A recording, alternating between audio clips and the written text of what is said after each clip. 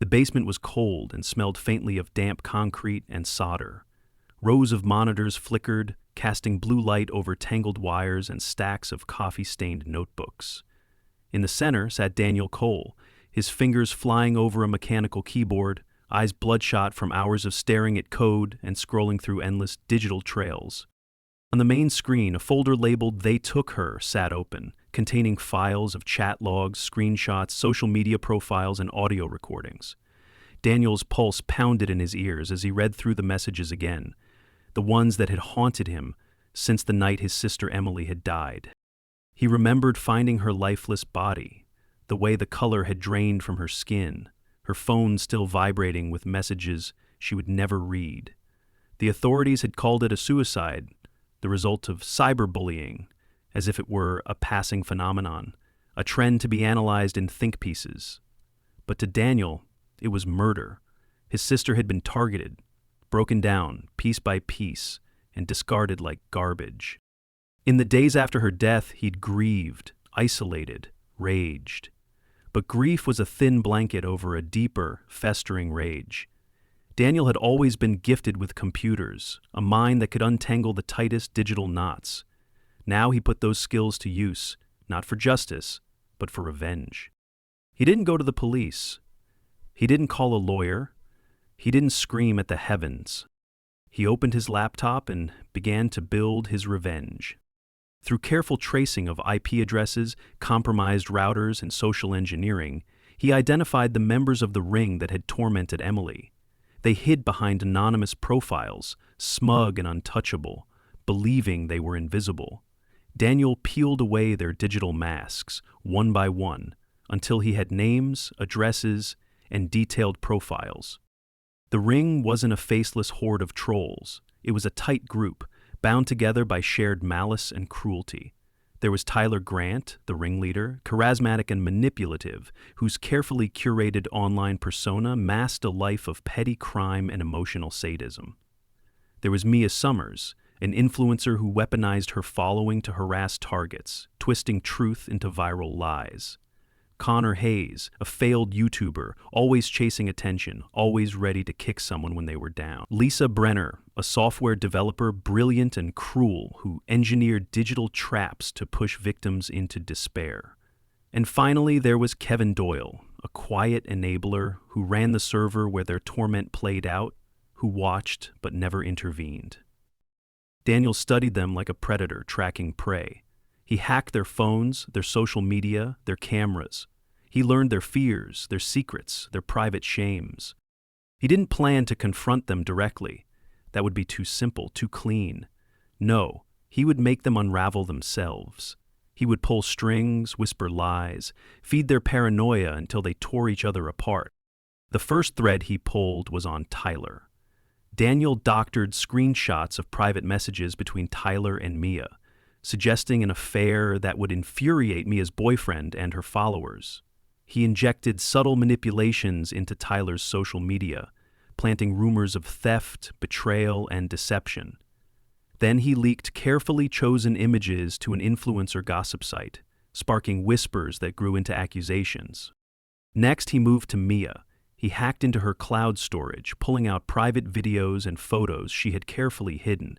But instead of releasing them outright, he sent anonymous emails to her sponsors, hinting at scandals about to break.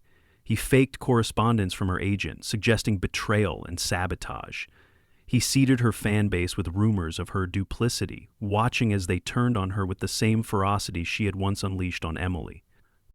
For Connor, Daniel sabotaged his already failing YouTube channel, flooding it with bot dislikes and fake copyright strikes. He made it seem as though Mia was behind it, jealous of his growing influence. He fed Connor's insecurities, sending him anonymous messages blaming Mia and Tyler for his downfall, pushing him to retaliate in increasingly public and erratic ways. Lisa's downfall was more technical. Daniel breached her company's servers and planted fabricated evidence of corporate espionage, tying her to stolen code and backdoor deals with competitors. He left trails leading directly to Kevin, hinting that he had orchestrated the entire betrayal. Lisa's paranoia bloomed into rage, and her public accusations against Kevin splashed across professional forums and social media, shattered both of their reputations. Kevin was isolated by design. Daniel sent him fabricated messages suggesting the others were conspiring against him, that they planned to frame him as the architect of their scandals. He flooded Kevin's devices with fake subpoenas and legal threats, watched through compromised cameras as he drank himself into a paranoid stupor. Through it all, Daniel remained invisible, pulling the strings, watching as his sister's tormentors turned on each other with growing viciousness. He monitored their phones, their homes, their online presence, documenting every crack in their facades. He fed them just enough fuel to keep the fire burning, just enough poison to make them destroy themselves. And as he watched from the shadows, his lips curled into a thin smile. This was only the beginning.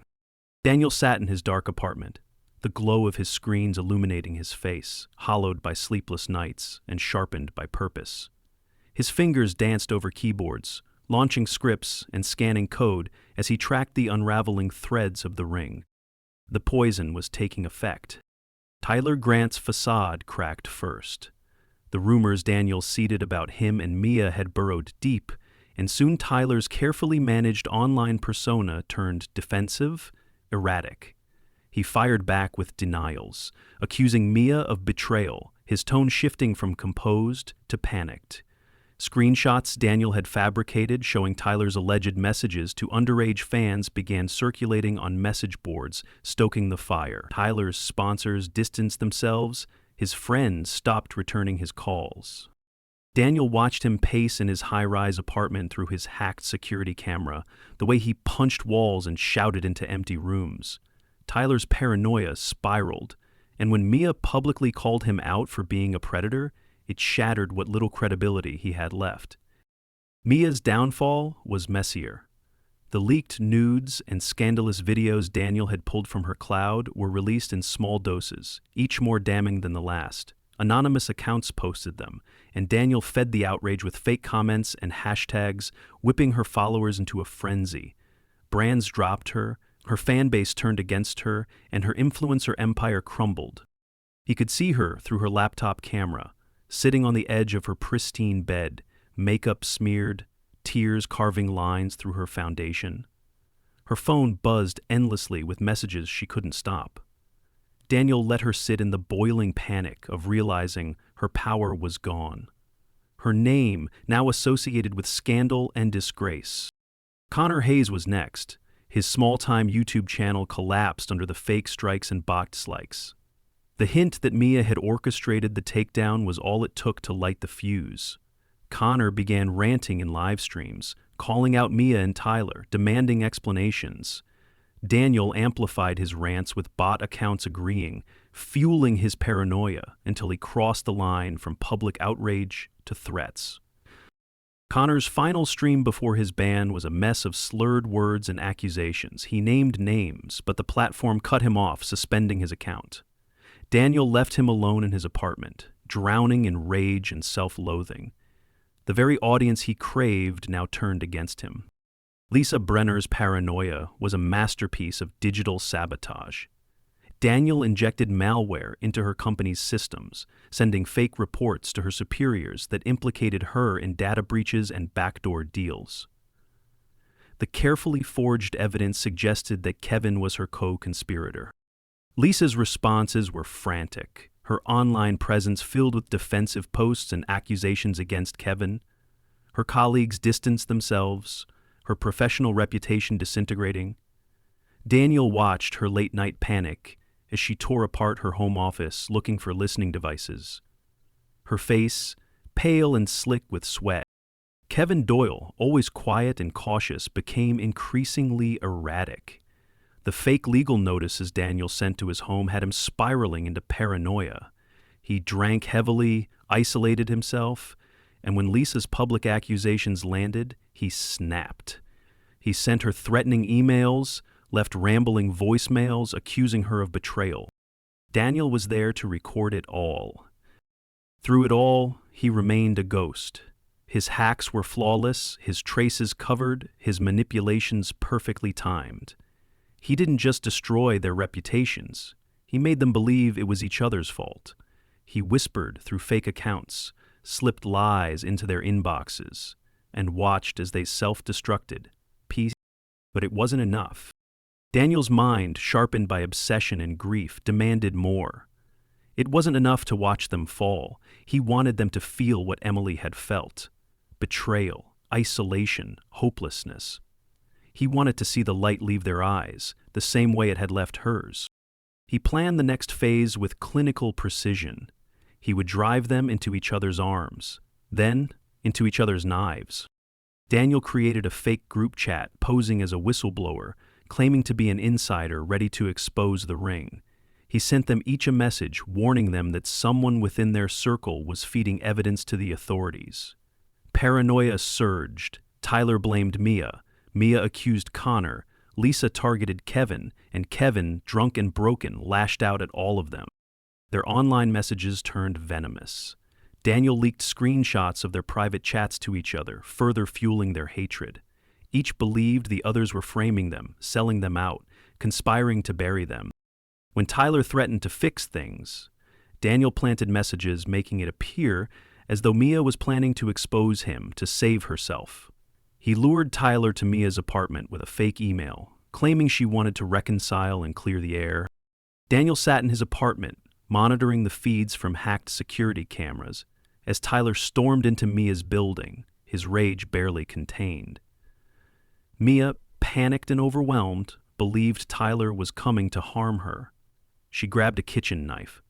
The confrontation was inevitable. Daniel watched, his heart pounding, as the two destroyed each other in a violent clash of rage and fear. And he didn't look away. The feed from Mia's apartment was grainy, distorted by the low light, but Daniel could see everything he needed. Tyler's rage-filled entrance, Mia's panicked scream, the clash of bodies as she lashed out with the knife he hadn't expected, blood sprayed against pristine white walls. Tyler stumbled, his expression frozen in shock, before collapsing onto the floor, his hand grasping at the slick red pooling beneath him. Mia's breaths were ragged, her face a twisted mask of terror and disbelief. Her hand trembled around the knife, her makeup smeared and her mind splintering. She dropped the blade and crumpled to the floor beside him, her screams muffled by her own shaking hands. Daniel watched, his pulse steady, his eyes cold. It wasn't justice, not the kind they taught in law schools, but it was the closest thing he could give to Emily. They'd made her feel trapped, cornered, desperate. Now they knew exactly what that felt like. But there was still more to be done. Connor Hayes was unraveling in real time. His ranting live streams had escalated, each more unhinged than the last. Daniel made sure Connor's remaining friends distanced themselves, feeding false stories of betrayal and manipulation. Fake legal threats flooded Connor's inbox, his account was suspended, his videos demonetized, his income choked off. Daniel hacked into Connor's home system, disabling his cameras and alarms. One night he sent a message to Connor's phone, a simple line of text: "You're next." Connor spiraled into paranoia, barricading his doors, pacing in front of his windows with a baseball bat. He drank himself into a stupor, calling out into the empty rooms of his apartment. Daniel listened through hacked microphones as Connor begged for answers, demanded apologies from friends who had long abandoned him, raged against phantoms he couldn't name. The final blow came when Daniel leaked a fake message thread suggesting that Kevin had orchestrated everything, planted evidence, framed the others, and now intended to silence Connor permanently. Connor's paranoia boiled into action. He armed himself and drove to Kevin's house in the dead of night, his hands shaking around the steering wheel. Kevin, already drunk and broken from days of torment, heard Connor pounding on his door. The confrontation was explosive. Shouts echoed down the street, glass shattered, neighbors cowered behind curtains. When the police arrived, drawn by the noise, they found Connor holding Kevin at gunpoint, screaming accusations, demanding confessions. The standoff was chaotic and brief. In the end, Kevin's life ended in a pool of blood on his own front lawn, and Connor was dragged away in cuffs, his mind fractured, his future annihilated. Daniel sat alone in his dark apartment, watching the news unfold in real time. His sister's tormentors were gone, either dead, disgraced, or irreparably broken. The ring had devoured itself from the inside, exactly as he'd planned. But even as he sat there, surrounded by the glow of his monitors and the quiet hum of his machines, something gnawed at the edges of his mind. This wasn't closure. This wasn't peace. Emily was still gone. Daniel felt the weight of her absence pressing down on him, heavier than any satisfaction he'd imagined. His plan had worked perfectly. They had destroyed each other, torn apart by their own greed and malice. But his sister's voice, her laughter, her gentle presence, those were still lost to him. His fingers trembled slightly as he closed the feeds, shut down the scripts, and leaned back in his chair. He stared at the ceiling, hollow and exhausted, wondering if revenge was truly enough. But the world wouldn't mourn them. It wouldn't grieve the loss of Tyler, Mia, Connor, Lisa, or Kevin. They had buried their own humanity long before Daniel's revenge had taken root. And in the end, he told himself, they deserved it. He stood, stretching muscles stiff from hours of stillness. His apartment felt cavernous, the walls pressing in with suffocating quiet. But he was done now. There were no more strings to pull, no more traps to set. Daniel Cole, once the silent observer, the god pulling the strings, had completed his orchestration. All that was left was the silence. Daniel sat alone in the near darkness, the hum of his machines the only sound breaking the heavy silence. The once glowing screens were blank now, shut down for the first time in months. His apartment felt hollow, stripped of purpose. The walls were lined with discarded coffee cups, tangled cables, and piles of printouts, evidence of the war he had waged in the shadows. Outside, the city moved as if nothing had changed. Cars crawled through the streets, neon signs buzzed in shop windows, laughter drifted from bars and restaurants. The world was indifferent, unaware of the quiet collapse of the circle that had once tortured his sister. Daniel's heart was a slow, heavy drum in his chest. He wasn't sure if he was satisfied. Victory tasted like ash. He thought of Emily, the light in her eyes, her laugh echoing through his childhood memories, the quiet way she had faded after the bullying started, how he'd seen her retreat into herself, her voice growing smaller, her presence dimmer, how he'd found her cold and lifeless, her phone screen still blinking with taunts and threats. He clenched his fists until his nails bit into his palms. They had stolen her. They had driven her to that dark, lonely place, and now they were gone. But the hole they left behind was deeper than he could have imagined. Daniel had imagined this moment for so long, the culmination of his careful, methodical plan. He had envisioned feeling powerful, satisfied. Instead, he felt hollow. There were no cameras to capture his triumph, no audience to witness his clever manipulations, only silence and the weight of knowing that Emily was still gone. But he had to finish it. He packed away his machines, methodically dismantling his network of deception. He wiped his drives, burned his notes, deleted every trace of the digital web he'd spun. No one would ever trace it back to him. The ring's implosion would be written off as coincidence, a perfect storm of paranoia and betrayal. But before he erased everything, he left a final message. Using a secure, untraceable channel, he sent a file to a journalist, an anonymous leak that outlined the bullying ring's existence, their role in Emily's death, and their ultimate collapse. It didn't name him, but it revealed enough to ensure the public would know the truth. The world would learn of the cruelty that had festered beneath the surface, of the lives ruined and ended by digital malice. It wasn't about justice for him. Not anymore. It was about making sure they were remembered for what they were. When the message was sent, Daniel shut down his final system, packed a single bag, and left his apartment for good.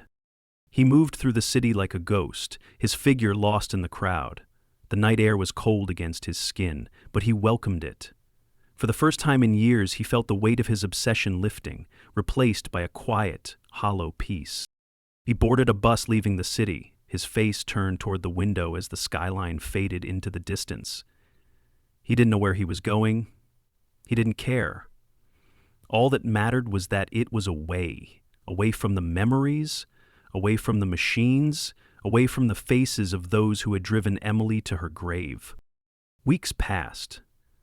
Daniel settled in a small coastal town where no one knew his name. He took a job fixing boats at a dusty marina. His days spent under the sun and his nights listening to the waves crash against the shore. The sea was merciless but honest, and he found comfort in its rhythm. He never told anyone about his past. He still thought of Emily, sometimes waking in the middle of the night with her name on his lips. But the rage was gone.